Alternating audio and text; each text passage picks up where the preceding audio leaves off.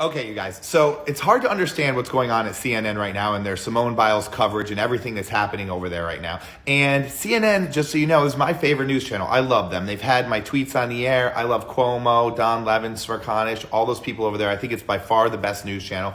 But this happens every so often, you guys. So in America, if you're a minority like an African American or a woman or a sexual assault survivor, and sadly Simone Biles is all three of those, then you have to deal with a lot of shit in life, right? Because if you're a sexual assault survivor, we really don't do anything for you in America. If you're women, you're constantly abused at work, at school, at different places where men try to take advantage of you.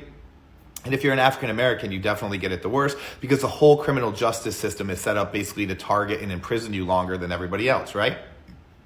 So a lot of animosity builds up for the system or white America or whatever you want to call it, right? And so every once in a while, there's a lash out or kind of like a backlash.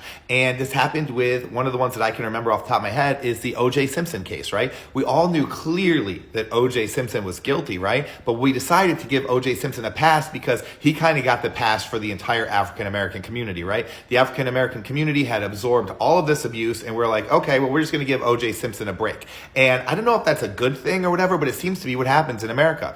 Then we did it with Jussie Smollett, right? So Jussie Smollett, he faked this whole thing where he was like pretend to be hung and abused by these Trump supporters, and it turned out to be completely fake. And CNN just kind of, after totally supporting him the whole time, just kind of brushed it under the carpet and really didn't give him a hard time about it at all. It was like, okay, well, we understand you're an African American in the Trump years. It's very hard to be an African American in the Trump years, so we're going to let this one slide. And now they've again done it with Simone Biles. So even though Simone Biles took in $10 million in sponsorship, had 5 years to prepare for the games, and even though she was coming in full well knowing that she was coming back as a sexual assault survivor and she was going to prove that you could still perform in that environment, and even though all these things were already addressed, CNN is now backpedaling and using those as excuses for for Simone Biles leaving the games and for their basically poor coverage of Simone Biles leading up to and currently at the Olympics, right? And so it's this giant excuse train that has started, and anchors live on the air are saying things like it's white males, it's sexism, it's